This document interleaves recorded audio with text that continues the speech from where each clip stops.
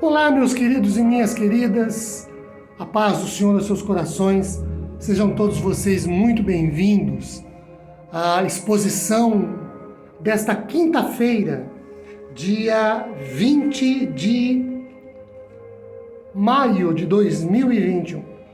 Eu quero compartilhar com vocês, a título do que seria um estudo bíblico se nós estivéssemos com cultos presenciais aqui nessa quinta-feira, o texto de Marcos, capítulo 11, do verso 12 ao 14.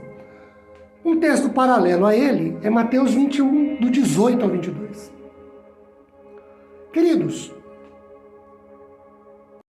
o verso de número 12 começa dizendo assim: no dia seguinte, quando saíram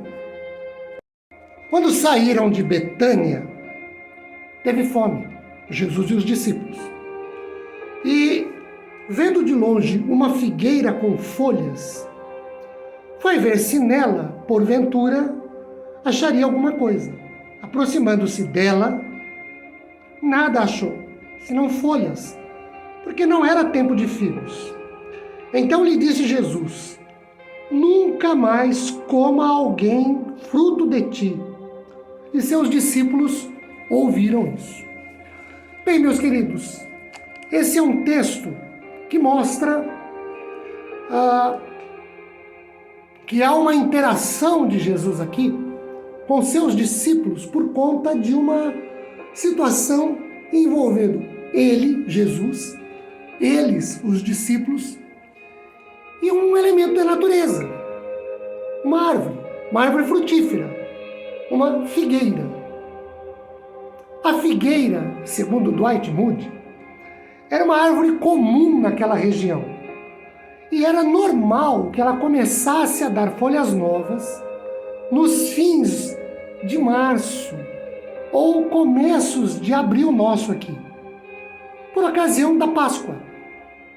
Uma peculiaridade dessa árvore é que seus frutos e folhas costumam aparecer ao mesmo tempo, com os frutos, às vezes, inclusive, em primeiro lugar.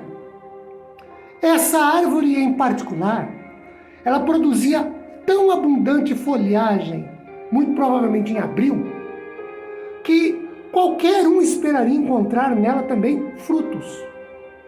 Parece que esta árvore estava toda coberta de folhas, caso em que deveria ter também figos maduros, embora o tempo de figos maduros fosse apenas em julho.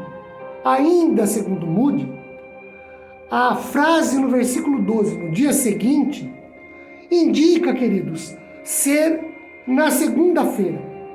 Então, depois de passar a noite em Betânia, Jesus partiu novamente para Jerusalém. Jesus teve fome, o que com certeza mostra a sua humanidade. Por isso foi à figueira procurando frutos para deles se alimentar. O grego para a palavra porventura, no verso 13, esclarece que foram as abundâncias de folhas que levaram Jesus a esperar os frutos. E a conjunção dedutiva ara, no grego, significa por isso. E indica que Jesus viu as folhas à distância e foi verificar, conforme o próprio texto diz, se por isso poderia encontrar frutos. As figueiras não frutificam na primavera, durante a Páscoa, mas no outono.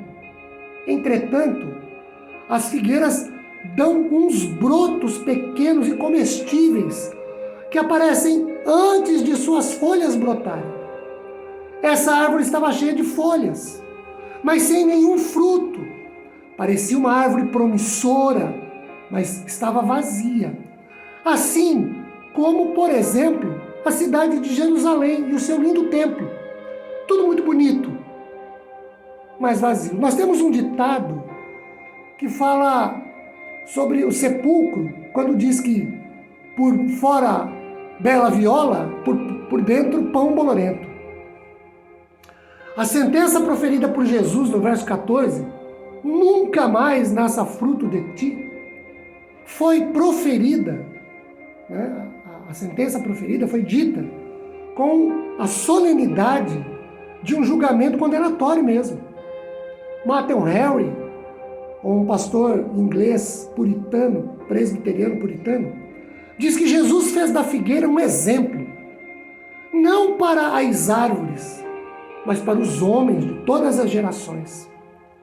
Esta era uma figueira que figurava a condenação para a igreja e o próprio judaísmo, os quais vieram em busca de frutos e não achou neles nenhum.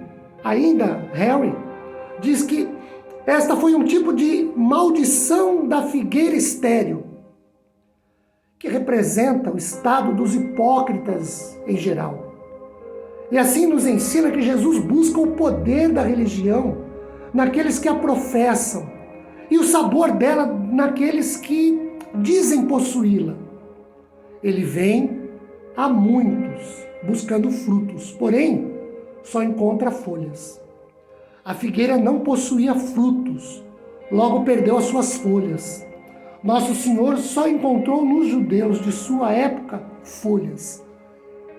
A figueira tinha aparência, não tinha conteúdo.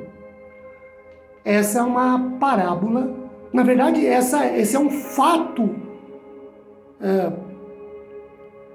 verdadeiro, autêntico, genuíno, mas que traz simbolicamente essas perguntas para nós.